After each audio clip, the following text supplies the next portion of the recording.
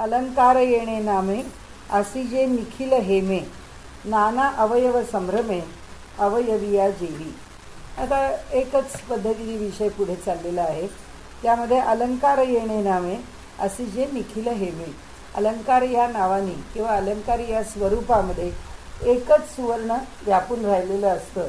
फक्त अलंकारांची भिन्नता आमच्या प्रत्ययाला येते.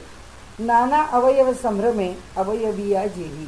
ज्याप्रमाणे देहातले भिन्न भिन्न अवयव आहेत, त्या भिन्न भिन्न अवयवांच्या मध्ये त्यांचं वेगळेपण नाही प्रत्ययाला येत. एकच देह, एकच शरीर प्रत्ययाला येतं. अलंकार हे नाम परी पाहता निखळ हेम नाना अवयवांचा संभ्रम अवयवी जसा.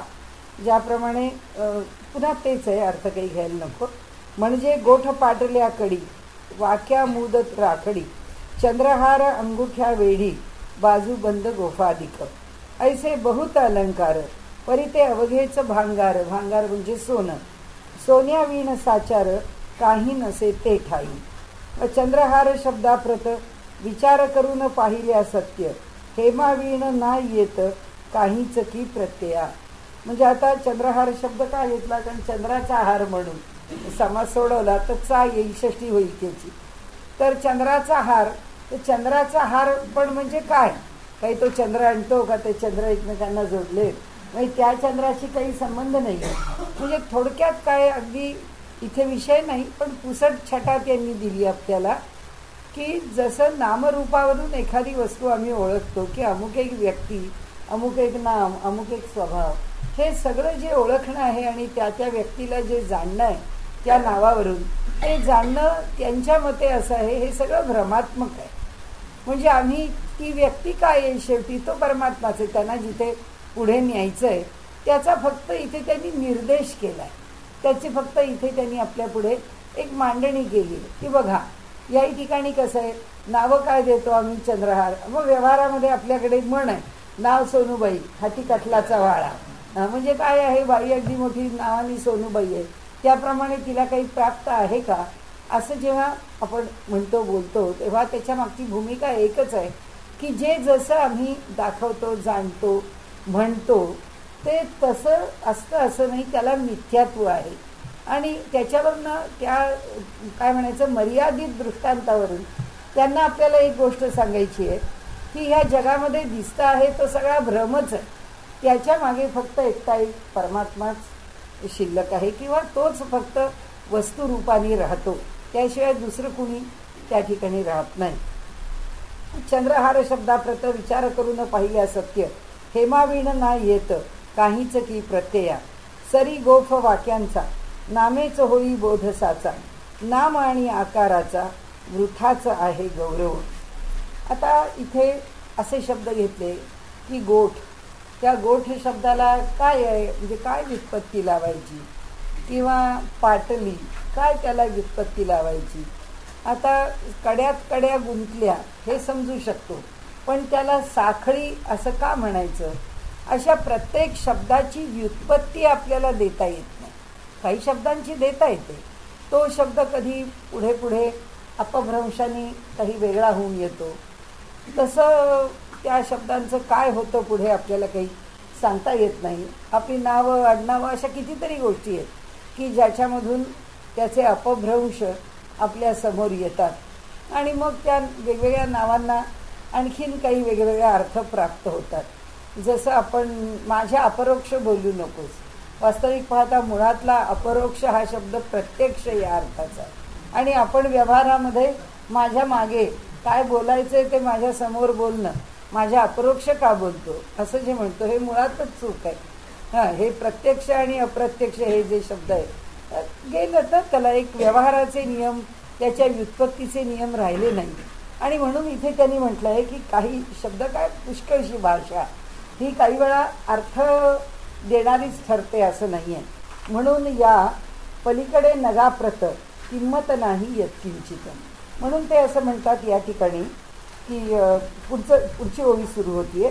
आता हे सरी गोफ वाक्यांचा नामेच होई बोधसाचा नाम आणि आकाराचा वृथाचा आहे गौरव. त्या नामाचा गौरव पण वृथाच आहे, कारण त्याला सरी म्हणायचं, वाकी म्हणायचं आणि त्या नावाने त्याचा गौरव करायचा हाही खोटा आहे. आणि त्या आकाराला अमुक एक म्हणायचं, हाही गौरव खोटा आहे. आम्ही म्हटलं सरी वाकी, परदेशी लोक त्याला फक्त रिंग म्हणतील. काही असलं तरीसुद्धा त्याला त्याचं आणखीन काही त्यांना इन पर्टिक्युलर काही म्हणायचं असेल तर म्हणतील की मोठी रिंग आहे, हातातली रिंग आहे, किंवा थिक रिंग आहे, थिन रिंग, काय जे विशेषण देऊन त्यांना त्या रिंगचं वर्णन करायचं आहे. झालं, त्यांनी त्यांच्या पद्धतीने केलं. मग आमच्या गोड शब्दाला काय अर्थ राहिला?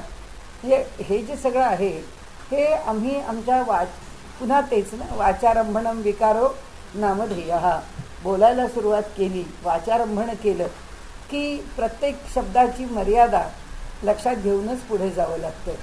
आणि म्हणून ते म्हणतात, या पलीकडे नगाप्रत किंमत नाही यत्किंचित, तेवी हेम ब्रह्म दागिना जगत ध्यानी धरा विबुधो. आता त्यांनी स्पष्ट केलं. म्हणून ते म्हणतात की त्या नगाला काही किंमत नाही. वरती काय निर्माण झालं आहे सोडून द्या. तो समुद्र निर्माण झाला, ती जमीन निर्माण झाली, ते जलचर निर्माण झाले, ते भूचर निर्माण झाले, आम्ही मानव प्राणी निर्माण झाले, पशुपक्षी निर्माण झाले, तिर्यक योनी निर्माण झाल्या, त्याला काही महत्त्व नाही. फक्त दृश्य जगत हे दागिन्यासारखं आहे. आणि जो निर्माण करणारा किंवा त्याच्यामध्ये असणारं जे मूळ जे आहे त्याला परमात्मा असं म्हणावं. म्हणजे परमात्माच एक मूळ आहे. बाकी हे जे सगळं वरचं आहे ते भिन्न भिन्न नामरूपामध्ये प्रकट झालं. त्याची विविधता जगातली जी आहे त्या जगातल्या विविधतेला काही अर्थ नाही. आणि म्हणून ते म्हणतात, तेवी हेम ब्रह्म, सोनं हे ब्रह्म आहे आणि दागिना हे जगत आहे. ह्या दृष्टांताचा विचार करता म्हणून ते म्हणतात, ध्यानी धरा विबुधो वा अनेक अवयव परी तो अवघाच देह. म्हणजे अनेक अवयवांच्या मधनं आम्ही वर्णन करतो. डॉक्टरांकडे गेलं की तर आम्हाला विशेष जाणवतं, काहीतरी दुखणं होतं आहे आणि तुमचे हे सगळे रिपोर्ट्स नॉर्मल आहेत म्हटलं की डॉक्टरांच्या पुढची प्रश्नचिन्ह आणि आपल्या पुढची प्रश्नचिन्ह वाढत जातात. मग ते म्हणतात, हे तपासून बघू, ते तपासून बघू, की आपण म्हणतो आणि डॉक्टर म्हणतो, अहो ह्यात काही नाही निघालं, त्यात काही निघालं. मग काय झालं? तर हे सगळं जेव्हा विचारात घेतो त्यावेळी देहाच्या कुणाला कोणत्या गोष्टींनी केव्हा काय होईल काही सांगता येत नाही. म्हणजे शेवटी कुठेतरी देहाला बारकसं काहीतरी झालेलं ग्रास्त मात्र संबंध देहाला, ते ग्रासून त्या देहाला राहतं. म्हणजे अवयव हा देहापेक्षा वेगळा करता येत नाही. म्हणून परब्रह्म हा देह आहे आणि अवयव हे जगत आहे. त्याच्या नामरूपाने भिन्न भिन्न अवयवांच्या रूपाने प्रकट झालेला आहे. वा अनेक देह मात्र खरा असे, पाय पोट डोके मान, मांड्या छाती नाक कान, मुख गाल कपाल कान, परी अवघा देहची. देहाची या विशिष्ट भागा ही नावे दिली बघा, अवयवांचा गौरव उगा देहामुळे होत असे. मुळामध्ये देह नावाची एकत्रित संकल्पना माझ्या कल्पनेप्रमाणे आपण पूर्वी घेतलं असेल किंवा घेतलं नसेल, पण अगदी पहिल्याच उपनिषदामध्ये त्यांनी आपल्याला संकल्पना एक दिलेली आहे. आणि ती म्हणजे मनुष्याला समजून घेण्याकरता नेहमीच पृथक करण्याची आवश्यकता असते. ही गोष्ट वेगवेगळ्या अंगाने समजून घ्यावी लागते. म्हणजे मनुष्य किंवा आता स्त्रियांचं उदाहरण घ्यायचं किंवा डॉक्टर्सचं उदाहरण घ्यायचं, आपण आत्ता घेतलं तसं, की एखादी गोष्ट आपल्याला काही करायची आहे तर त्या गोष्टीकरता एक पदार्थ बनवायचा आहे, तर आपण टी व्हीवर बघतो की त्या सगळ्या रेसिपीज सांगण्याच्या आधी त्या पदार्थ बनवण्याकरता लागणाऱ्या ज्या वस्तू आहेत त्या घ्याव्या लागतात. केमिस्ट्रीची लॅब आहे, फिजिक्सची लॅब आहे, किंवा इलेक्ट्रॉनिक्समध्ये कोणी काही काम करतं, एखाद्या सर्किट करता काय त्याचे कॉम्पोनंट्स पाहिजेत ते सगळे आधी गोळा केलेले असावे लागतात. तो कंडेन्सर त्याच व्हॅल्यूचा असायला लागतो, त्याच्यामध्ये तो ट्रान्झिस्टर त्याच पद्धतीचा असायला लागतो. तो जर तसा नसेल तर ते सगळं काही जोडता येत नाही. आणि त्यामुळे गोडाचा पदार्थ करायचा आणि सगळे तिखटपिठाचे पदार्थ म्हणजे मिरची आलं, लसूण आहे, मीठ आहे, असं जर सगळं आणून ठेवलं आणि गोडाचा पदार्थ करा तर तो होणार नाही. एक चांगलीशी गोष्ट आहे, पण ती चांगलीशी गोष्ट करण्याकरता सुद्धा आम्हाला त्या गोष्टीमध्ये मुळात काय आहे, त्याच्यातले घटक पदार्थ कोणते हे समजून घ्यावं लागतं. आणि मग त्या घटकांमधून ती वस्तू तयार होते. आता आपल्याकडे दिवसेंदिवस वापरण्याच्या वस्तू थ्रोअवे पातळीवरती आलेल्या आहेत. नाही तर पूर्वी आपल्याकडे कसं एक घरातला रेडिओ असेल, कोणता बाबा आदम काळात घेतलेला, पण तो कधीसुद्धा विकला जात नसेल किंवा तो कधी काढून टाकणं हे न वापरता टाकून देणं ही आपल्याकडे संकल्पनाच नाही. म्हणजे पूर्वी तर कधीच नव्हतं. की कोणतीही गोष्ट न वापरता त्याचा उपयोग न करता टाकून देईल. मग काय ते दुरुस्त करणे. दुरुस्त करणाऱ्या माणसाला ॲनालिसिस चांगलं माहिती असावं लागतं आणि त्याच्याचबरोबर ते एकत्र केल्यानंतर त्याचा परिणाम काय होणार आहे याची त्याला पूर्ण जाणीव असावी लागते. कारण सर्किट कोणतं आहे मुळामध्ये आणि त्या सर्किटमधला कोणता कॉम्पोनंट वर्किंग नाही आहे हे कळून तो कॉम्पोनंट बाजूला करून तो रिप्लेस करून मग ते पूर्ण सर्किट तो कार्यकारी करतो किंवा ते कामात आणतो. तर हीच संकल्पना अध्यात्मामध्ये की आम्हाला ॲनालिसिस म्हणजे त्याचं पृथक्करण हे आम्हाला प्रत्येक गोष्टीत माहिती पाहिजे आणि पृथक्करणानंतर त्याचा नुसत्या पृथक्करणाच्या पातळीवरती जर आम्ही थांबलो तर त्याचं इंटिग्रेशन म्हणजे त्याचं एकत्रित होणं आणि त्याचा सामुदायिक परिणाम आम्हाला कधीच कळणार नाही. त्याच्याकरता उपनिषदांनी म्हणजे ईशावास्य उपनिषदांनी त्यांनी असं म्हटलं आहे, अविद्या मृत्यूम तीर्थवा विद्यया अमृतम अश्नुते, की अविद्येनी मनुष्य मृत्यूतून तरून जातो पण विद्येनी त्याला अमृताची प्राप्ती होते. संभूती असंभूती तीच संकल्पना आहे की त्याच्यामध्ये सुद्धा आम्हाला ॲनालिसिस पाहिजे पण त्या ॲनालिसिस नंतर सिंथेसिस झालं पाहिजे. पृथक्करणानंतर संघटन हे आवश्यक आहे आणि संघटनाचा विचार जोपर्यंत आमच्याकडे येईल हे सगळं विषय तोच आहे. द्वैतातून अद्वैताकडे जाणे हा विषय काय आहे, हा विषय त्याच चालीवरचा आहे की इथे द्वैतामध्ये म्हणजे हे सोनं आहे, हे सोन्याचे अलंकार आहेत. म्हणजे आम्ही तिथे अद्वैताची भाषा बोलायला लागलो तर कुणी म्हणाले की अहो कढई पाहिजे लोखंडाची. अहो लोखंडाची कशाला, आम्ही अंगावर दागिने सोन्याचे घालतो, कढई पण सोन्याचीच घेतो. तर व्यवहारात आहे हे असं होत नाही. कढई करता लोखंड वापरू, जेवणाचं ताट आहे ते भले काशाचं वापरू नये, सोन्याचं वापरू नये, चांदीचं वापरू, स्टीलचं वापरू, पण ते त्याचा आकार भिन्न आहे, त्याची आवश्यकता वेगळी आहे. पूर्वीच्या काळी कमीत कमी आवश्यकतेत लोक जगत होते, जेवत होते.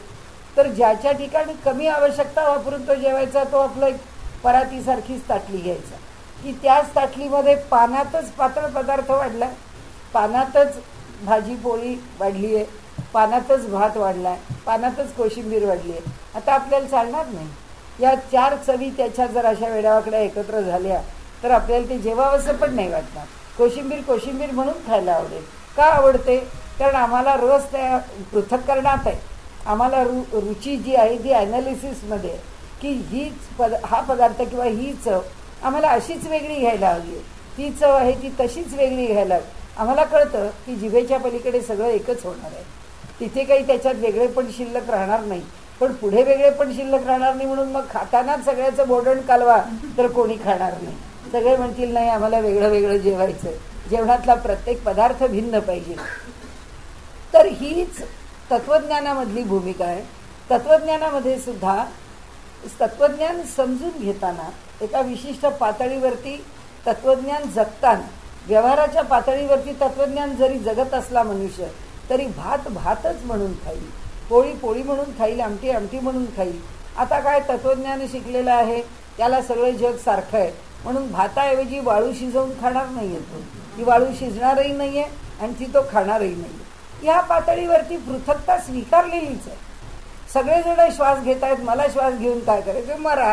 कारण नाही तर अद्वैत आहे म्हणून मी श्वास घेत नाही, मी सगळ्यांच्या ठिकाणी मला बघतो. ज्ञानेश्वर माऊली म्हणतात हे विश्वची माझे घर, ऐसी मती जयाची स्थिर, किंबहुना चराचर आपणची झालं. हे सगळंच जर विश्व माझं आहे आणि हे सगळंच विश्वामध्ये जर मी भरून राहिलोय तर आता या देहाने वेगळा श्वास घ्यायची काय जर सगळे श्वास घेत आहेत, तो श्वास मला पुरत नाही.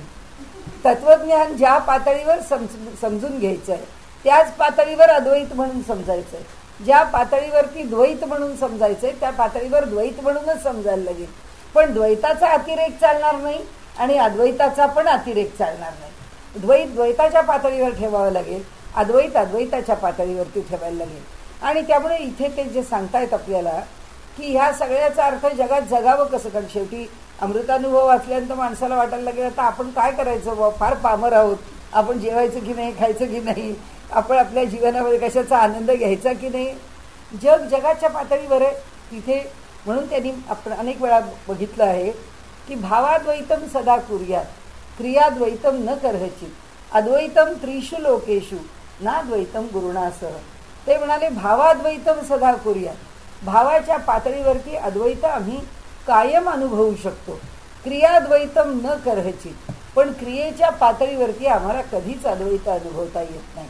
हा जो फरक आहे, हा तत्वज्ञानातला फरक आपल्याला नेहमी लक्षात ठेवावा लागतो, की जी अंतरंगातली गोष्ट आहे, जो सूक्ष्म पातळीवरचा विचार आहे किंवा तो त्या पातळीवरचा अनुभव आहे, भावात्मक अनुभव आहे, तो अंतरंगात आहे, याचा आविष्कार नाही आहे. पण तो जो काही भाव आहे, तो भाव जेव्हा आविष्काराला येतो, तेव्हा आविष्काराला आल्यानंतर तो जो भाव जो आहे तोच आहे. गाणं ऐकायला गेलो आणि अहो काय गाण्यामध्ये गोडी आहे, रागाचं काय महत्त्व आहे, भैरवी काय, तिला भूप म्हटला म्हणून काय बिघडलं, भूपाला मालकवंस म्हटला म्हणून काय बिघडलं, होऊ नाही शकत. सगळे राग सारखे गायले जात नाहीत, सगळ्या रागातले भाव सारखे असत नाहीत आणि छंद बदलतात. साधं वृत्त बदललं तर भाव बदलतो, राग बदलला भाव बदलतात. आपल्या बोलण्याचा जो काही जे छटा आपण म्हणू किंवा बोलण्याचा जो आवाजाचा चढ उतार आहे, त्याच्यावरती बोलण्याची मृदुता कठोरता बदलते. व्यवहारामध्ये सगळ्यात द्वैत आहे. व्यवहारातलं द्वैत मनुष्य कुणीच टाळू शकत नाही. म्हणजे शंकराचार्य कितीही अद्वैताचा पुरस्कार करत असले तरीसुद्धा त्यांना 100% अद्वैत कधीच म्हणता येईल. म्हणून ते म्हणतात भावाद्वैतम सदा कुर्यात, क्रियाद्वैतम न करहचित. कधीच क्रियेच्या पातळीवर अद्वैत असतं. प्रत्येक तत्वज्ञानाची मर्यादाच आहे आणि ती मर्यादा आम्हाला समजून घेतलीच पाहिजे. आणि त्यामुळे ते म्हणतात क्रियेच्या पातळीवरती अद्वैत नाही, द्वैतच आहे. पण पुढचा जो भाग आहे तो वेगळा आहे आणखी, की सगळ्या जगाशी जरी आम्ही अद्वैत केलं तरीसुद्धा गुरूंशी आम्ही अद्वैताने कधीच वागू नये. गुरु गुरु आहेत, आपण शिष्य शिष्य आहोत. तो जो अधिकार भेद आहे तो सुद्धा लौकिकात कधी विसरला जाऊ नये. एक तो विषय सांगण्याचं आपल्याला पुढच्या वेळीचं महत्त्व नाही, पण इथे जे विषय सांगता आहेत ते, की एक त्यातलं हेम ओळखायला शिकावं, हे त्यातलं अद्वैत आहे. आणि सगळे दागिने वेगळे वेगळे आहेत हे ओळखावं, हे द्वैत आहे. म्हणजे आम्हाला आमची पोट आहे, आम्हाला आमची पाटली आहे, ती हातात घातली पाहिजे असंच वाटलं पाहिजे. मग एखादी परदेशी बाई विचारलेली एवढी मोठी रील कुठं घालायची माहीत नाही, तिने चुकून कानात घातली की पुढं ती फॅशनच निर्माण होते. हटके काहीतरी घातलं पाहिजे, मग घातल्या एवढ्या मोठ्या मोठ्या पाटल्या कानात, तर काय आम्हाला वेगळं काहीतरी घालायचं म्हणून त्याचा वापर केला. म्हणजे हे जसं हास्यास्पद आहे ना, तसंच आहे की क्रियेच्या पातळीवरचं द्वैत आम्ही जर नाही स्वीकारलं तर आम्हाला अद्वैताचा अर्थ कळला आहे असं होत नाही. ही एक गोष्ट आम्हाला ज्ञानदेवांना पुन्हा पुन्हा समजावून सांगायची. त्यांना हीच गोष्ट सांगायची आहे की सातत्याने द्वैत आणि अद्वैत ह्या दोघांचा मेळ घालायला शिका. आणि म्हणून साधं आपलं रोजचं जेवण आहे, जेवताना सगळे पदार्थ आम्ही जेवतो, आमच्या तोंडामध्ये त्याचा आस्वाद घेतो. आमची रसना ज्याला जास्त उत्सुक आहे ते पदार्थ आपण अधिक आवडीने खातो. आणि आम्हाला असं वाटलं की नाही आज आता काय रंगपंचमी आहे, आज काय केशरी भात खाल्लाय, नेहमी काही होत नाही, आज तो खाल्लाय तर आता आज खाल्लाय तर राहू दे ना पोटात. तो राहू दे ना पोटात केला तर त्या पदार्थाचं काही खरं नाही किंवा त्या पोटाचंही काही खरं नाही. 2 दिवसांनी त्याला पोटातनं बाहेर काढण्याकरता प्रयास करावे लागते. म्हणजे जोपर्यंत जी गोष्ट द्वैतात राहायला हवी आहे ती द्वैतातच राहायला हवी आहे, अद्वैतात राहायला पाहिजे आहे ती अद्वैतातच राहायला पाहिजे. अद्वैतात पुष्टी आहे, द्वैतामध्ये त्याचा निचरा आहे की आम्हाला एका बाजूने ते पुष्टही करणार आहे, दुसऱ्या बाजूने निचऱ्याची अपेक्षाही करणार आहे. कारण द्वैत असल्याशिवाय ते वेगळे नाही. तर परमेश्वराशी आम्ही एकरूप आहोत, परमेश्वराने आमच्यात भेद नाही, त्यांनी आमच्यापर्यंत मृत्यू आणूच नाही, चालणार नाही. जगाचा नाश जो झाला जुना, जे जे झालं त्याज्य ते टाकलंच पाहिजे, टाकता आलंच पाहिजे. आणि जगातनं एक नष्ट होऊन दुसरंच जन्माला आलं पाहिजे. नव्याने जन्माला येत राहावं आणि पहिलं नष्ट न व्हावं असं होत नाही. आणि म्हणून त्यांनी ह्या ठिकाणी जो विषय मांडला आहे त्या विषयाची ही एक शेड आहे, ही एक छटा आहे. आणि ती छटा अशी आहे की द्वैत आणि अद्वैताचा आम्हाला समन्वय समजला पाहिजे. आता इथे म्हणतात की देहाची या विशिष्ट बागा ही नावे दिली बघा, अवयवांचा गौरव उगा देहामुळे होत असे. देहाला जगवायचं आहे म्हणून प्रत्येक अवयवाला जगवायचं. वय 90च्या पुढं गेलं आणि पोटामध्ये जर हर्नियाचा त्रास होतो तर डॉक्टर सांगतात नका, तुम्हाला जरी हर्निया असला तरी ऑपरेशन करू नका. एखाद्या माणसाच्या पोटामध्ये गॉल ब्लॅडरचा त्रास आहे, वय 90च्या पुढं गेले, तर आता काय करायचं? तुम्हाला आता ॲनेस्थेशिया द्यायला कोण तयार होणार? कारण असे तुमची फुफ्फुसं, तुमचं हृदय आता एवढं कार्यक्षम राहिलंच नाही की जे त्या ॲनेस्थेशियाला तोंड देऊ शकेल किंवा त्याच्याकरता उभं राहू शकेल, त्याला टक्कर देऊ शकेल, ते सहन करू शकेल. मग आता इथे त्याच्यामध्ये सहन करता न येणं, ती क्षमता न राहणं, या सगळ्यातनं पर्याय काय काढला? अवयवाला दुखणं होत असेल तर होऊ द्या, पण देहाचा त्याग होण्याची वेळ येता कामा नये. म्हणजे देह जगवणं आता तिथे महत्त्वाचं आहे, आता अवयवाचं जगवणं महत्त्वाचं नाही राहिलं. म्हणजे अवयव एका बाजूनी गौण झाला, देहच प्रधान झाला. मग देहाची प्रधानता स्वीकारून अवयवाच्या आरोग्याचा विचार केला जातो की नको, जितके दिवस मिळतील तितके दिवस मिळतील, पण त्या देहाला मिळू देत. त्या अवयवाच्या करता ही एवढी सगळी कसरत करण्याचं काही कारण नाही. तर अशा प्रकारे ते म्हणतात की हे भान आहे त्याचं. तेवी शिवोनी पृथ्वीवरी भासती पदार्थाची या परी प्रकाशे ते एकसरी संवित्ती. हे संवित्ती ज्ञान, सम्यक वित्ती म्हणजे ही परमात्म्याची, संवित्ती हा अगदी पूर्ण अर्थच घ्यायचा तर ही परमात्म्याची चित शक्ती आहे. म्हणजे या ठिकाणी परमात्मचित शक्तीला आपण संवित्ती असं म्हणतो. तेवी शिवोनी पृथ्वीवरी म्हणजे त्याचप्रमाणे हे जसं वरती म्हटलं की हेमापासून अलंकार झाले, अवयवांच्या एकत्रित येण्याने देहाला आकार आला, तसंच ते म्हणतात त्याचप्रमाणे शिवापासून, हिरण्यगर्भापासून, परमेश्वरापासून पृथ्वीवरी म्हणाले त्याच्यापासून या पृथ्वीवरती भासती पदार्थांची या परी, या ठिकाणी वेगवेगळे पदार्थ या आदितत्वापासून निर्माण झालेलं जे काही नामरूपात्मक जगत आहे ते भासती पदार्थांची या परी, त्याच्यामध्ये पदार्थांचे भिन्न भिन्न आकार प्रकार आम्हाला भासतात. प्रकाशे ते एकसरी संवित्ती. हे आता ते कशाने प्रकाशतात? या पदार्थांच्या परी प्रकाश या आम्हाला प्रकट होतात, आम्हाला वेगळेपणाने जाणवतात. आम्हाला सगळे पदार्थ काही एकसारखे दिसत नाही, त्यांचं जे वेगळेपण आहे ते एकसरी, ते तिथे सर्वत्र संवित्ती. हे त्या ठिकाणी काय आहे? त्या सगळ्याच्या ठिकाणी समानत्वानी सर्व दूर परमात्म्याची चैतन्य शक्तीच आहे. म्हणजे परमात्मा कोणत्या रूपात प्रकट झाला इथे? चैतन्य अधिक शक्ती म्हणजे पुरुष अधिक प्रकृती. म्हणजे व्यवहाराच्या पातळीवर उतरलं. त्या कधीही त्या ब्रह्माला काहीही उपाधी चिकटवली जात नाही. जे काही येतं, निर्माण होतं, जिथे जाऊन त्याचा निष्कर्ष काढावा लागतो, ते सगळं स्थान कोणतं आहे? तर पुरुष आणि प्रकृती. काय इथे आम्हाला समोर दिसत आहे किंवा काय निर्माण होतं आहे? का हे नामरूपात्मक जगत दिसत आहे, ते आमच्या पुढे येत आहे.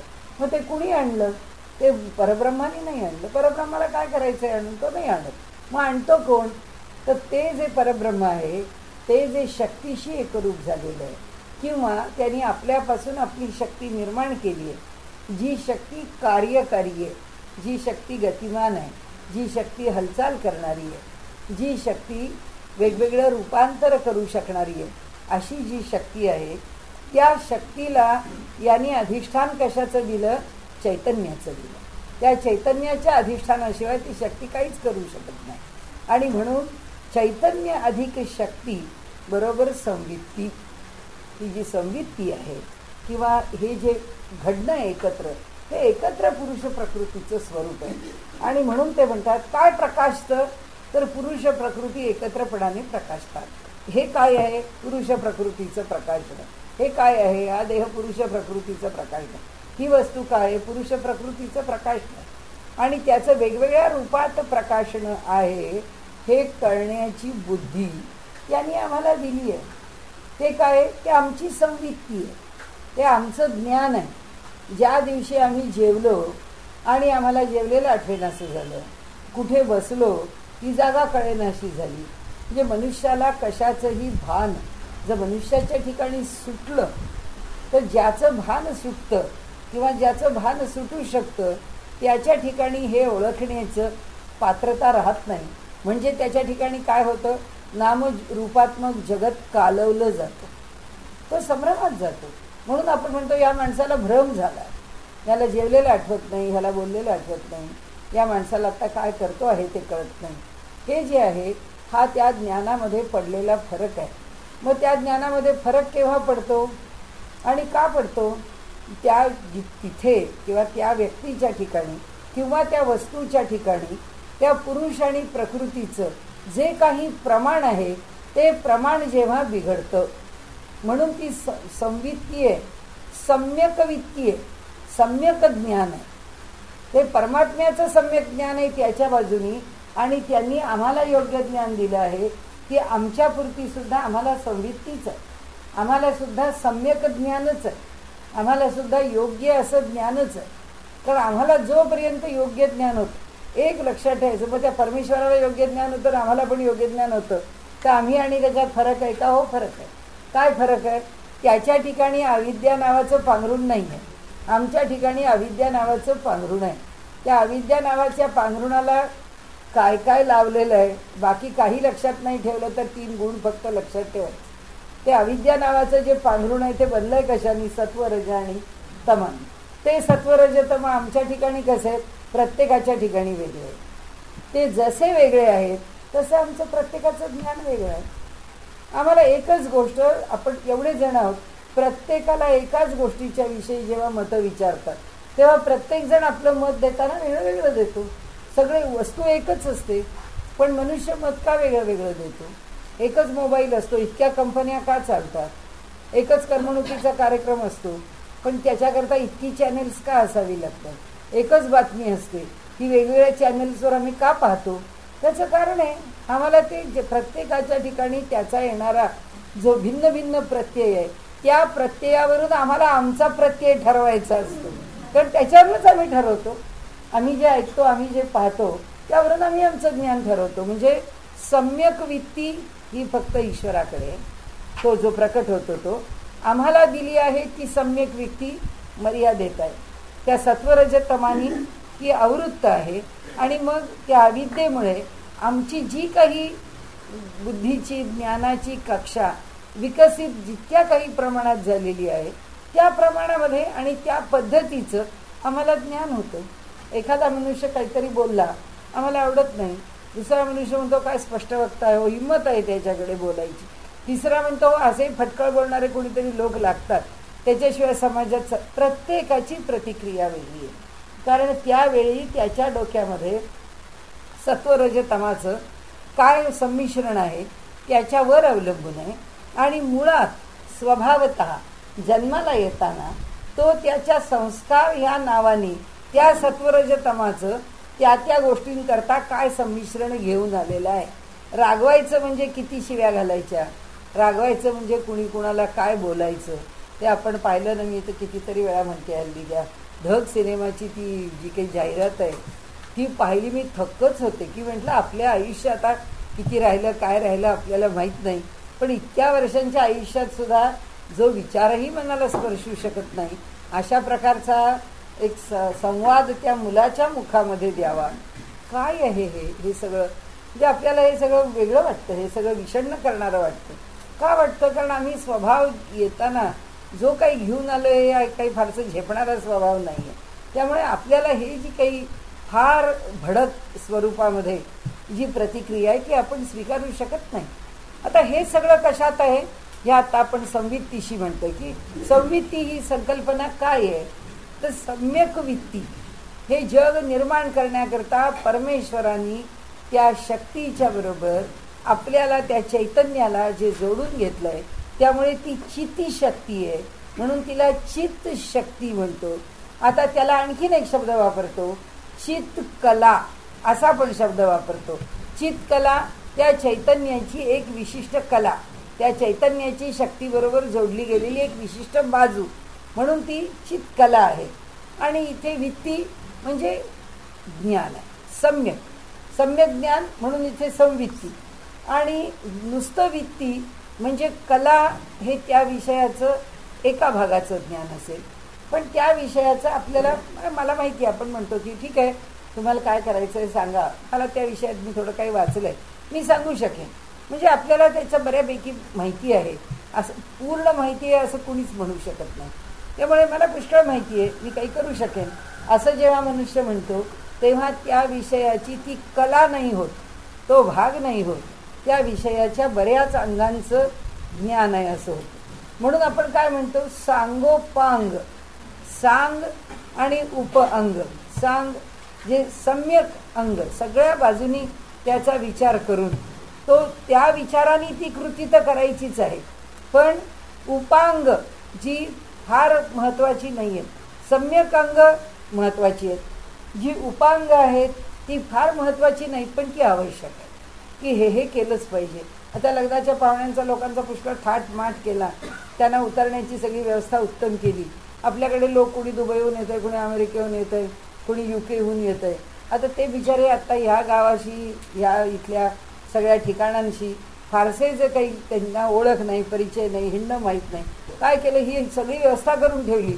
पण एअरपोर्टवरून कसं यायचं हे जर त्यांना आम्ही कळवलं नाही तर ते येतील कसे. म्हणजे त्यांनी येण्याची व्यवस्था सगळी केली, किंवा इथून तिकडे जाण्याची व्यवस्था विवाह करता कारण म्हणजे असं चांगलं घरामध्ये सगळ्यांनी यावं असं वाटलं, विवाह अमेरिकेत करायचा आहे असं वाटलं तर तेव्हा आम्ही सगळ्यांची तिकीटं पाठवतो, तुम्ही अमेरिकेमध्ये या. पण हे सगळं केलं, व्यवस्था केली, राहण्याची व्यवस्था केली, पण त्या जिथे उतरणार एअरपोर्टवर तिथून तुमच्यापर्यंत जाण्याची व्यवस्था जर नाही झाली आणि आम्हाला जर काही उलगडत नसेल तर तो अडाणी जायचा कसा तिथपर्यंत. म्हणजे ही उपांग आहेत, हे काही मोठं त्या कार्याचं हे मोठं अंग नाही आहे, पण हे आवश्यक अंग. आणि म्हणून एक यज्ञ पार पाडण्याकरता तो सांग पार पाडायला सुद्धा त्याच्यातल्या उपांगांचा विचार करावा लागतो. आपल्याला पण कोणतंही कार्य यशस्वी करण्याकरता ते सांगोपांग करावं लागतं. जेव्हा ते सांग आणि उपांगासहित होतं तेव्हा ते अंग किंवा ते कार्य यशस्वी होऊ शकतं. लहानशी गोष्ट आहे, एवढं मोठं इन्स्ट्रुमेंट आहे, त्यातला एकच स्क्रू किंवा नट, त्याचा एकच सैल झाला, काही नाही, मशिनरी काम करू शकत नाही. आपण म्हणू अहो सगळं युनिट तुमचं ठीक आहे, काय झालं आहे काही कळत नाही. मग तो दुसरा एखादा माणूस असतो, तो सांगतो की अहो नाही एवढा हा स्क्रू टाईट करा, झाला हा जरा लूज दिसतो, की लगेच झालं. म्हणजे किती किरकोळ गोष्ट आहे, पण त्या किरकोळ गोष्टीने हे एवढं मोठं युनिट बंद पडलं आहे. आणि म्हणून ते म्हणतात तसं की त्या उपांगाला पण महत्त्व आहे, सांग आणि उपांग.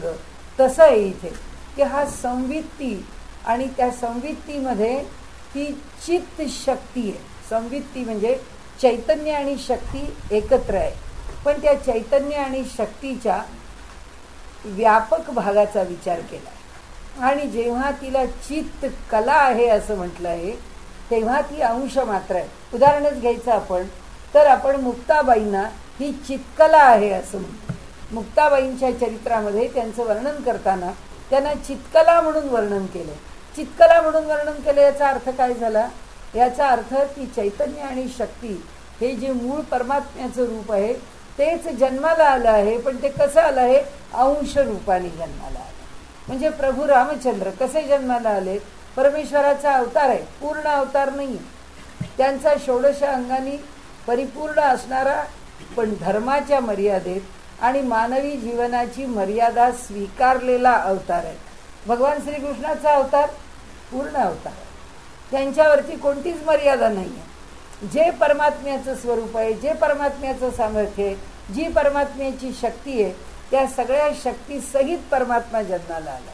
म्हणून त्या ठिकाणी काय की साक्षात चित्त शक्ती, साक्षात प्रकृती, साक्षात परमात्मा, साक्षात पुरुष हा त्या रूपात आहे. म्हणून आपल्याकडे ह्या सगळ्या भक्ती संप्रदायामध्ये भगवान श्रीकृष्ण हे साक्षात परब्रह्मच आहे. आणि म्हणून सगुणाची उपासना करताना भगवान श्रीकृष्ण हे आराध्य दैवत आहे. त्याच्याकरता त्याला आराध्य दैवत म्हटलंय, कारण श्रीकृष्णाने कोणतीच मर्यादा आपल्यावरती घालून घेतलेली नाही. मानवी जीवनाची नाही, प्रकृतीची नाही, कोणतीच मर्यादा नाही. तो ह्या सगळ्या मर्यादांच्या पलीकडे. म्हणजे या संवितचा अर्थ बघताना आपण निरनिराळ्या प्रकारांनी त्याचा विचार करायला पाहिजे की संवित हे काय प्रकरण आहे. हे ज्ञान आहे. हे ज्ञान कशातनं निर्माण होतं, ज्ञान हे चैतन्य आणि शक्तीतून निर्माण होतं. ते ज्ञान, चैतन्य आणि शक्ती हे दोन एकत्र झाले की ज्याला आपण ज्ञान म्हणतो त्यालाच आपण ईश्वर म्हणतो. आणि त्याचं म्हणून त्याचं स्तोत्र रचताना आम्ही काय म्हणतो, त्याची लक्षणं कशी सांगतो, सत्यम ज्ञानम अनंतम नित्यम, की तो सत्य आहे, तो ज्ञानरूप आहे. मग तो ज्ञानरूप आहे हे सांगताना कोणत्या पातळीवर जातो, या संवित्तीच्या पातळीवरती जातो. म्हणून ज्ञानदेवांनी नमन करताना पहिल्यांदा काय म्हणले, स्वसंवेद्या आद्य रूपा, तो त्याचं आद्य रूप आहे, स्वसंवेद्य आहे. कारण त्याला काहीही ज्ञान मिळवायला बाहेरून कशाची कुबडी घ्यावी लागत नाही. आपल्याला डोळे लागतात, आपल्याला कानाने ऐकावं लागतं, आपल्याला बुद्धीने समजून घ्यावं लागतं, आपल्याला तो विषय कोणीतरी समजावून द्या, यातलं त्याला काही लागत नाही. तो कोणत्याही बाहेरच्या मदतीच्या शिवाय ज्याच्या ठिकाणी ज्ञान हे आपोआप प्रकट होत राहतं, तो कसा आहे, स्वसंवेद्य आहे. त्याच्या ठिकाणी तो स्वतःला जाणणारा आणि आपल्या स्वतःच्या ठिकाणी जगाला जाणणारा.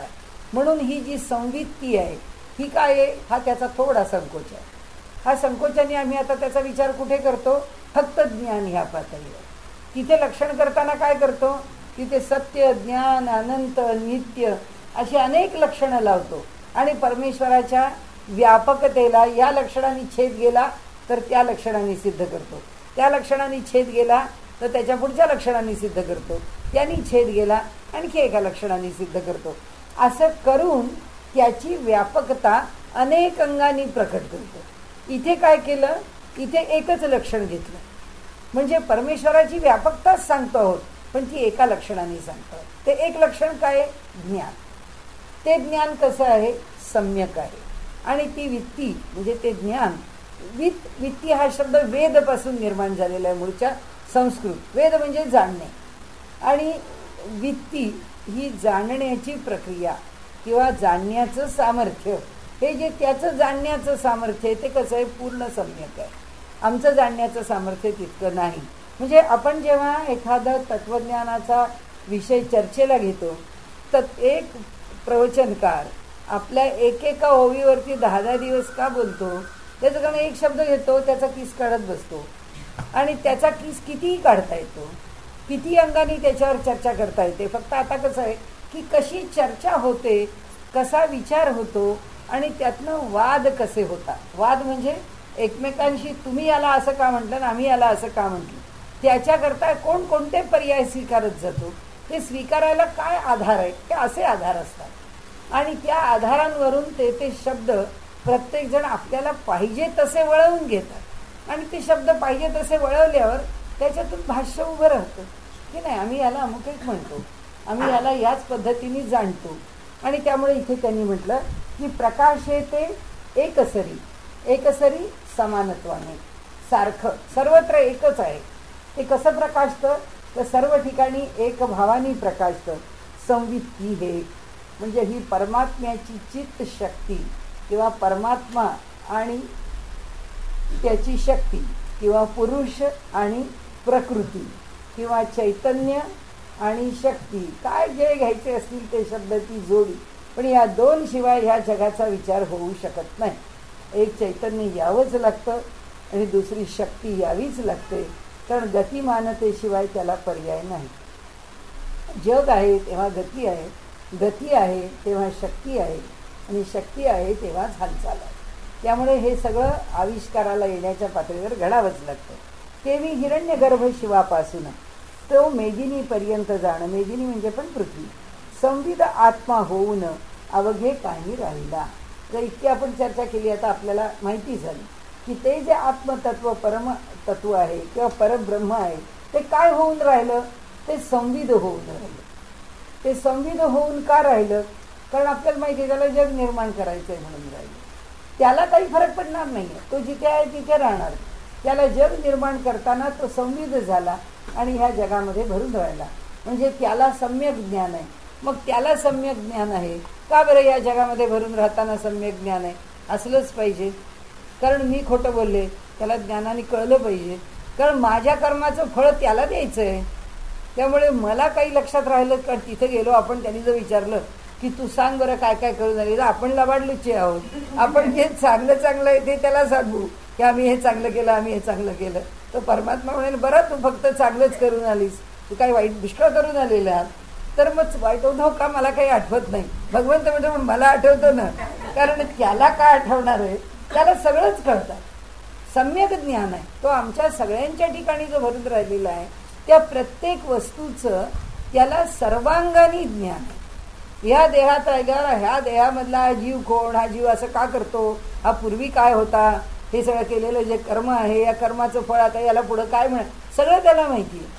आपण व्यवहारामध्ये म्हणतात सगळे राजकारणी इकडे तिकडे लोक की अहो त्याची कुंडली आम्ही मांडलेली आहे.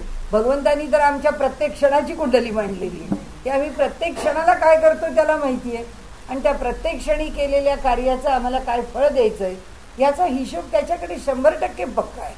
आणि त्यामुळे ते म्हणतात की तो जेव्हा आमच्या ठिकाणी राहतो किंवा जगात भरून राहतो तेव्हा तो संविद का म्हटलं आहे, हे या तत्ववेत्यांचं वैशिष्ट्य आहे. शब्द वापरण्याचं, आम्हाला समजून देण्याचं, की त्या शब्दातून आम्हाला कळता येतो कसा आहे. आणि म्हणून ते सांगतात की हा जो आहे ना तो कसा भरून राहिलेला आहे. संविद आत्म्या वाचून काही न त्या ठिकाणी ब्रह्मांड पाहिल्या शोधूनी एक आत्माचं दिसत असे. हे एक परमात्मा तत्वाशिवाय, ह्या संबंध परब्रह्माच्या शिवाय किंवा त्याच्या या स्वरूपाशिवाय, संविद ह्या स्वरूपाशिवाय या जगात दुसरं काहीच नाही आहे.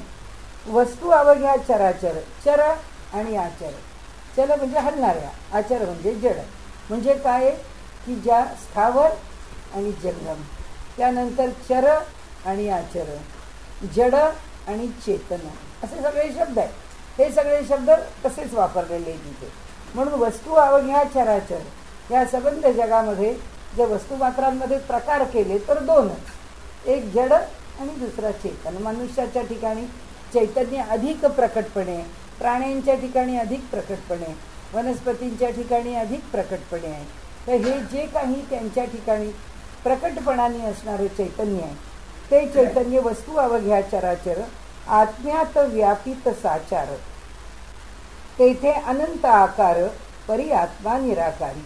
या सगळ्या चराचर वस्तू कुठे, आत्म्यात व्यापित साचार, खरोखरीच आत्म्यामध्ये त्या व्यापून राहिलेल्या आहेत. आत्म्याच्या बाहेर जाऊ शकत नाही, कारण ह्या ब्रह्मांड असो की अनंत कोटी ब्रह्मांड असो, ती त्याच्या बाहेर जाऊन कुणाला उभं राहता येणार आहे का.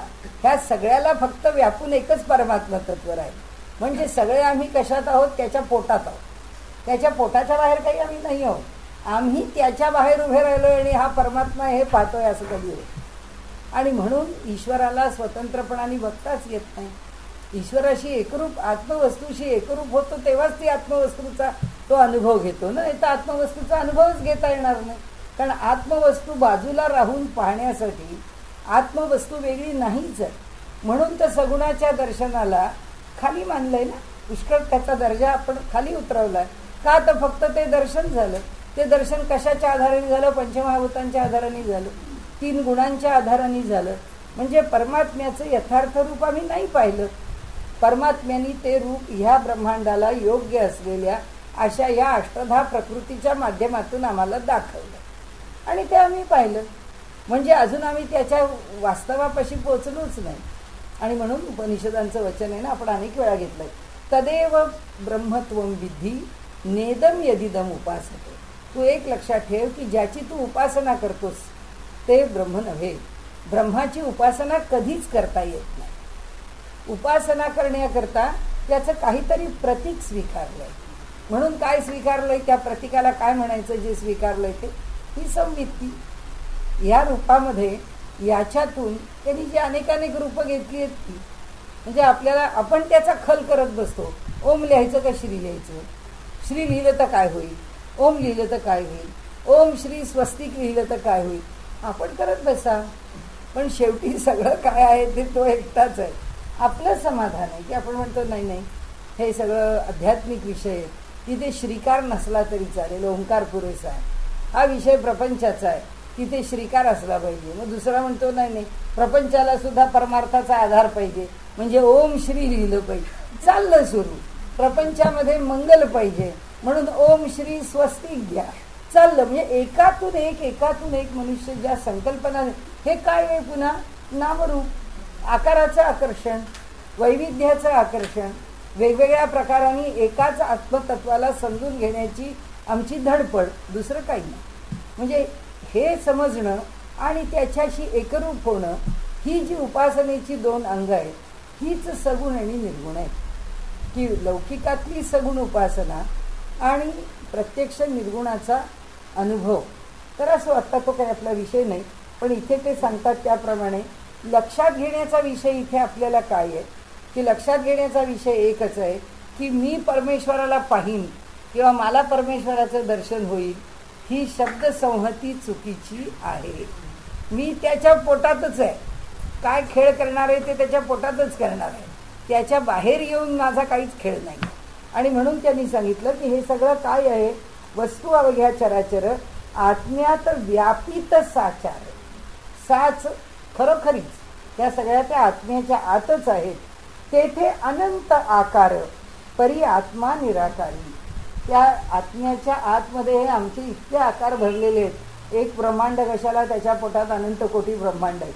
त्या प्रत्येकात आणखीन किती प्रकारचे आकार आहेत, किती प्रकारच्या लोकांच्या परी आहेत आपल्याला माहिती नाही. परंतु ते म्हणतात परी आत्मा निराकार. पण आत्मा मात्र निराकार राहतो. परमात्म स्वरूपाला या सगळ्यांनी काहीही बाधा येत नाही. डेरा मडके रांजण आकारेही भिन्न भिन्न परी मूळच्या मृत्तिके लागून आकार विकार काही नसे. म्हणजे मूळची माती आहे, त्या मातीला काहीच फरक पडत नाही. वरचं मडकं आहे का परळ आहे का बोळकं आहे का चूल आहे, त्याला काही फरक पडत नाही. तो फक्त माती ह्या रूपामध्ये आहे. आकार विकार व्यर्थ देखा त्या मृत्तिके सारिखा धर्म येथे संविधाचा. पुन्हा त्यांनी एकदा संविधा मला स्पष्ट करून सांगितलं. म्हणजे आकार विकार व्यर्थ देखा, आम्ही या वेगवेगळ्या आकारात रमतो, हे व्यर्थ आहे, हे निष्कारण आहे, हे निष्फळ आहे. मग काय सत्य आहे, तर ते संविद सत्य आहे. ती परमात्म्याची चिती शक्ती ही सत्य आहे. परमात्म्याचं पुरुष प्रकृती हे रूप यथार्थ आहे, सत्य आहे. आमच्या दृष्टीने तेवढंच वर्णन करणार आहे, त्याच्या पलीकडचं आम्ही काय वर्णन करणार आहे.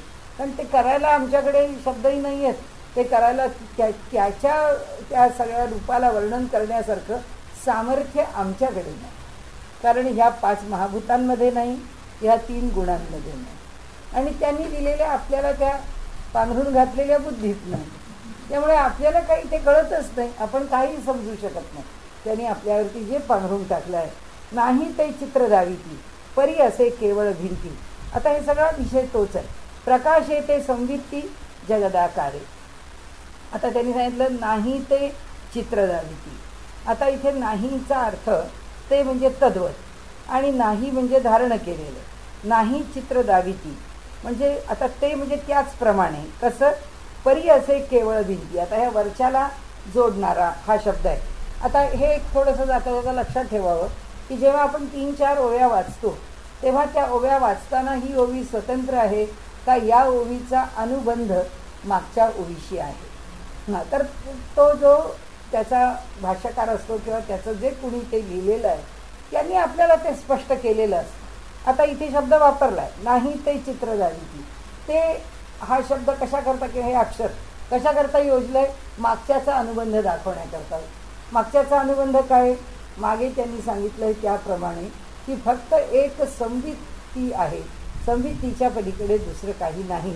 तुम्हाला जरी पृथ्वीवरती वेगवेगळे आकार रूप दिसत असले तरी आता हे संवित्ती हा शब्द आम्हाला त्यांनी म्हणजे प्रकट केला, आमच्या पुढे एक ठेवला. म्हणजे ज्ञानेश्वर माऊलींनी चांगदेवांना आणखी एका शब्दांनी तत्वज्ञान जरा उलगडून दाखवण्याकरता जो काही प्रयत्न शब्दांचा खेळ चालवला आहे त्यात संवित्ती शब्द. आता एक शब्द आला की एक संकल्पना आली, ही एक संकल्पना आली की ती सिद्ध करणार. मग ती सिद्ध करायला आता पुढे काय करणार, दृष्टांतावर दृष्टांत देणार. ही माऊलींची पद्धत आहे. आता त्यांनी सांगितलं आपल्याला की हे बघा मी तुम्हाला सांगितलं की भिन्न भिन्न आकारांमध्ये एकच आत्मा निर्विकार भरून राहिलेला आहे, त्याच्यामध्ये काही फरक पडत नाही. आता ते म्हणतात त्याचप्रमाणे वर जसं समजून तुम्हाला सांगितलं की भिन्न भिन्न आकारामध्ये एकच निराकार परमात्मा आहे, त्याप्रमाणे आता तुम्हाला मी दृष्टांतांनी ते सिद्ध करून देतो. तर काय देतो, नाही ते चित्र दाविती म्हणाले. आता त्यांनी काय केलंय, परी असे केवळ भिंती. परंतु म्हणजे आता आधी पुढची ओळ घेतली तर की आम्हाला त्या भिंतीवर चितारलेली चित्र पुष्कळ दिसत आहे, की आम्हाला ती भिंत नाही, आम्हाला खूप चित्र आहे, सगळं चित्रांनी ते भरून गेलेलं आहे असं आम्हाला दिसतं आहे. परंतु म्हणाले, परंतु ती चित्र नाही आहेत, मुळात ती भिंत आहे, हे लक्षात ठेवा. म्हणून परी म्हणजे परंतु म्हणाले, असे केवळ भिंती, इथे फक्त भिंत आहे केवळ, हे चित्र हा त्याच्यावरचा आभास आहे.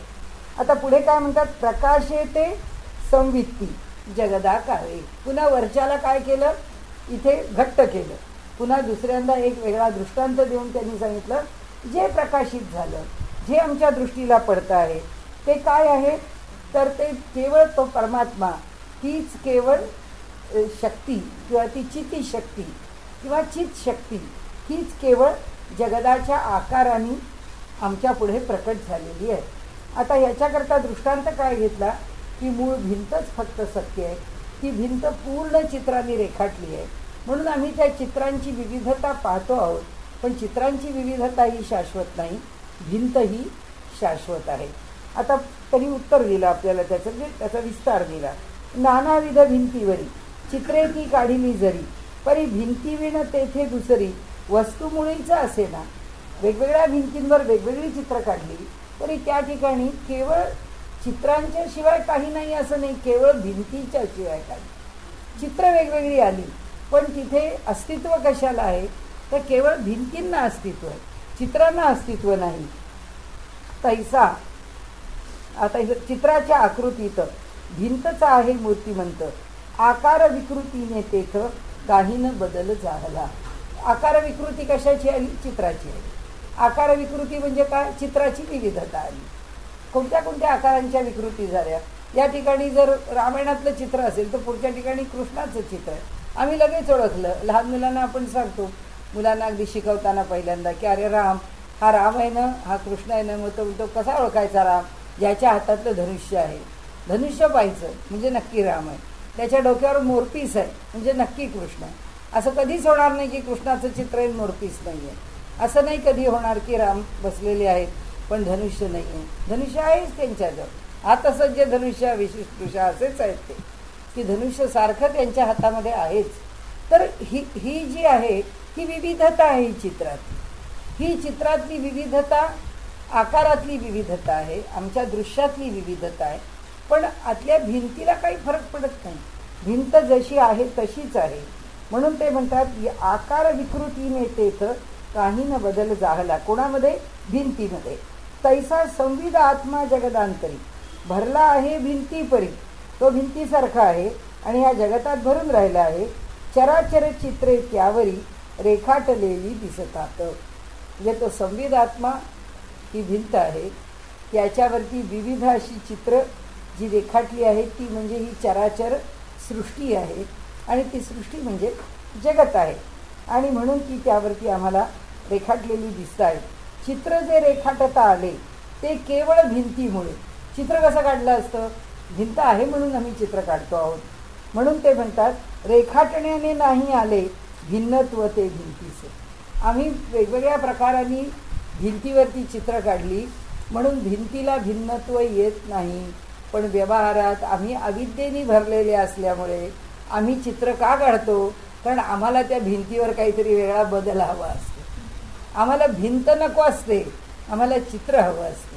कारण का हवं असतं, कारण आम्ही त्या नामरूपामध्ये अधिक दंग आहोत, आम्हाला त्या नामरूपाचं अधिक आकर्षण आहे. हे तत्वज्ञान काय सांगता आहोत, ती करायचे काय, ती चित्र घेऊन त्याच्या मागे भिंत असली पाहिजे. भिंत नाही आणि नुसतंच चित्राचा गरबाला तुम्ही करताय, ती चित्र काढणार आहात कशावरती. आम्हाला त्याचं काही पडलेलं नाही आहे, आम्हाला फक्त ते चित्राचं आकर्षण आहे. पुन्हा तेच, कुठेही गेलो तरी फिरलो तरी दाखले तेच आहे. हिरणमयेन पात्रेण सत्यस्य अपिहितम मुखम, की मोठ्या सुवर्णाच्या पात्रामध्ये आज सत्य ठेवून दिलं आहे आणि तोंड झाकून टाकलेलं आहे. त्यामुळे आम्हाला फक्त ते वरचं चकचकणारं पात्रच आकर्षित करतं आहे, आतल्या सत्यापर्यंत आम्हाला पोचायचं नाही. आम्हाला भिंतीवरती रेखाटलेल्यामध्ये जास्त आकर्षण आहे. आम्हाला ही भिंत मजबूत आहे की नाही आम्हाला त्याच्याविषयी काही घेणं देणं नाही आहे.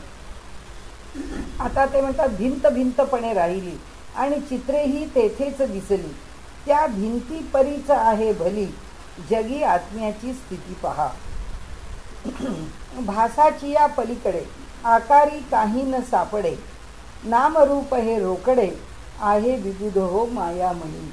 म्हणून आता ते सांगतात काय की आणि चित्रेही तेथेच दिसली, त्या भिंती परीच आहे भली, जगी आत्म्याची स्थिती पाहिली. ती भिंत जशी आहे तसा जगामध्ये आत्मा आहे. जशी चित्र आहेत ते वरच्या ओवीत सांगितलंय त्यांनी. चित्र कशी आहेत? त्या चराचर सृष्टीसारखी आहे. चराचर सृष्टी म्हणजे काय? जगत आहे. म्हणजे भिंत आत्मा आहे आणि चित्र जगत आहे. हे माऊलींनी दृष्टांताने सांगितलं. त्याचा थोडा खाली विस्तार सांगितला.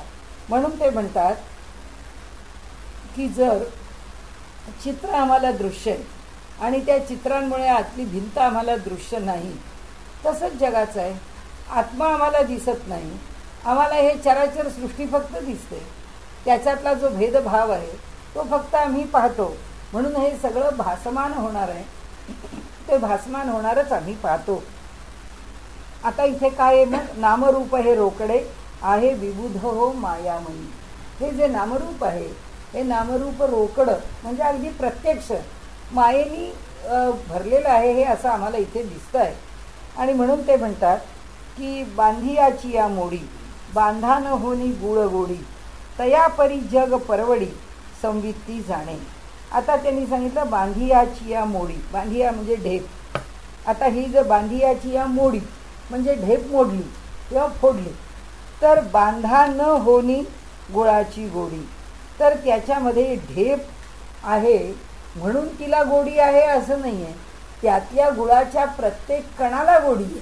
म्हणजे ढेप होती म्हणून गोड होती आणि आता फोडली म्हणून ती कारल्यासारखी कडू झाली असं होत नाही. त्या गुळाच्या कणाकणाला गोडी आहे. त्यामुळे तिचं मूळ जे रूप आहे ते रूप कसं आहे तर त्याची बांधा न होनी गुळाची गोडी. त्या ठिकाणी गुळाची गोडी ढेपेत आहे म्हणून गोड आहे आणि ढेपेतून फोडलं म्हणून गेली आहे असं होत नाही. तयापरी जग परवडी, त्याचप्रमाणे ह्या जगाला परवडी म्हणजे व्यापून राहिलेलं आहे. आता इथे ते परिभ्रू म्हणजे त्या ठिकाणी जे क्रियापद केलं आहे त्यांनी परवडी, ते संस्कृत अंगाने केलं. म्हणून त्याला पांघरणे, झाकणे, व्यापून राहणे. परी म्हणजे सर्व अंगाने व्यापून राहणे, सर्व अंगाने झाकणे. तसं या जगाला परमात्म्याने सर्व बाजूनी झाकून टाकलेलं आहे. आणि सर्व बाजूने झाकून टाकलं म्हणून काय झालं? तयापरी जग परवडी, संवित्ती जाणं. हे जग जे आहे ते ज्यांनी व्यापून टाकलं आहे ती काय? संवित्ती आहे. आता त्याचा अर्थ त्यांनी पुढे लिहिला. गुळाची ढेप बनविली, परी गोडीनं झाली भेली. भेली म्हणजे ढेप. पुन्हा गुळाची ढेप बनवली, गुळाची ढेप बनवली आहे परंतु गोडीनं झाली भेली. पण गोडी म्हणजे ढेप नव्हे असा त्याचा अर्थ झाला. जग परवडी तेथीच भली, संविद आत्मा हाच असे. त्याचप्रमाणे जग आहे हे जग वेगवेगळ्या रूपात जरी प्रकट झालं तरी त्याच्यामध्ये भरून राहिलेला केवळ आत्माच आहे. म्हणजे ह्या सबंध जगाला व्यापून हा आत्माच राहिलेला आहे. भेलीप्रमाणे जगदाकार, भेली म्हणजे ढेपेप्रमाणे आता स्पष्ट केलं. आता इथे काय केलं त्यांनी? अर्थ केला फक्त ओळीचा. आणि ओळीचा अर्थ करताना फार स्पष्टीकरण न देता जग परवडी तेथीच भली, संविद आत्मा हाच असेल. या सबंध जगाला व्यापून राहिलेलं कोण असेल तर संविद आत्मा आहे, हा त्यांच्या शब्दात अर्थ झाला. आता ते स्पष्टीकरण देतात. भेलीप्रमाणे जगदाकार, ज्याप्रमाणे ढेप असते त्याप्रमाणे जगाचा आकार आहे. गोडीचा हा आत्मा साचार, त्यातली गोडी हे परमात्म तत्व म्हणजे संवित्ती आहे. गुड गोळीचा प्रकार तोच जग आणि वस्तूचा. जशी गुळाला गोडी, मिरचीला तिखटपणा, मिठाला खारटपणा, हे जसं तसंच म्हणाले इथे जग आणि वस्तू आहे म्हणजे परमात्मा वस्तू आहे. म्हणजे हा भाव कोणता आहे? फार आपण त्याच्यावर चिकित्सा नाही करणार. धर्मधर्मी हा एक धर्म आहे आणि त्याचा धर्मी आहे. गुळाचा धर्म काय आहे? गोडी. आणि मग धर्मी कोण आहे? गुळ. लवंग कशी आहे? उष्ण आणि तीक्ष्ण आहे. तर त्याच्यामध्ये धर्मी कोण आहे? लवंग आहे. आणि उष्ण तीक्ष्ण याचा धर्म आहे. मीठ आहे, मीठ हा धर्मी आहे आणि खारटपणा हा त्याचा धर्म आहे. त्यामुळे तत्वज्ञानामध्ये या जगताचा विचार मांडताना सुद्धा आपल्याकडे असाच मांडलेला आहे की ते म्हणतात धर्मी कोण आहे? आत्मा आहे. आणि धर्म काय आहे त्याचा त्या ठिकाणी प्रकट झालेला, तर तो धर्म त्याचा गोडी आहे. आणि म्हणून जग आणि वस्तूचा हाच प्रकार आहे की जग काय आहे? गूळ आहे. आणि गोडी हे काय आहे? परमात्म स्वरूप आहे. हे त्याचं मूलभूत स्वरूप आहे. गोडी सद्वस्तू साक्षात भेली तसे हे जगत. म्हणजे गोडी त्याचा धर्म. आता म्हणून धर्माची जी व्याख्या केली आहे ती धारणात धर्म मिथ्याहू अशी व्याख्या, की जो धारण करतो तो धर्म. धर्मी हा काही धारण करत नाही. धर्मीला निर्माण केलेलं आहे त्या करता, पण तो निर्माण करणारा वेगळा आहे. पण ज्या करता निर्माण केलं आहे ते मूळ तो आहे. म्हणजे त्याला गोड पदार्थ पाहिजे आहेत. तर परमात्म्याने त्या गोडाकरता काय काय निर्माण केलं आहे? साखर निर्माण केली आहे, गूळ निर्माण केला आहे, काकवी निर्माण केली आहे, आमच्या तांबड्या भोपळ्यामध्ये गोडी देऊन ठेवली आहे. आमच्या खाण्याच्या कितीतरी वस्तूंच्या ठिकाणी बेदाणे आहेत, नैसर्गिक गोडी आहे, द्राक्ष आहेत, नैसर्गिक गोडी आहे, आंबा आहे, नैसर्गिक गोडी आहे. त्याला गोडी द्यायची आहे. त्या वस्तूंमधली गोडी हा परमात्मा आहे. आणि ती गोड बनण्याकरता किंवा ती गोडी देण्याकरता, हा धर्म प्रकट करण्याकरता जी वस्तू आहे ती वस्तू म्हणजे हे जगत आहे नामरूपात्मक. कारण का? भिन्न भिन्न गोडी दिली ना. काकवीची गोडी, आत्ता आम्हाला गूळ नको काकवी पाहिजे म्हणतो, म्हणजे खरं दोन्ही गोडच आहे, एकाच प्रकारचे पदार्थ आहेत. पण काकवी खावीशी वाटते तेव्हा गूळ नको असतो. जेव्हा गूळ हवासा वाटतो तेव्हा मला काकवी नको असते. पुरणाची पोळी काय काकवीची नाही करणार आम्ही, गुळाची करू, त्यामुळे ती पोळीच व्हायची नाही. म्हणजे हा पदार्थ हा त्याचा धर्म, हा जो त्याच्या ठिकाणी आहे तो धर्म म्हणजे परमात्मा. आणि तो धर्मी म्हणजे जगातली नामरूपात्मक बनवलेली अशी वस्तू आहे. पण वस्तूचा अर्थ चुकूनही परमात्माला सुद्धा वस्तू म्हणतात. म्हणून व्यवहारातल्या नामरूपात्मक जगतातल्या पदार्थांना आपण परमात्मा वस्तू ह्या शब्दाची गल्लत नाही करायची. परमात्म्याला अनेक वेळा या तत्त्वज्ञानाच्या भाषेत वस्तू असंच म्हणतात. परमात्मा वस्तू, नुसती वस्तू, सद्वस्तू असे शब्द वापरले जातात. गोडी सद्वस्तू साक्षात भेली तसे हे जगत. आकारा आले तरी त्यात आत्माच भरला विबुध हो.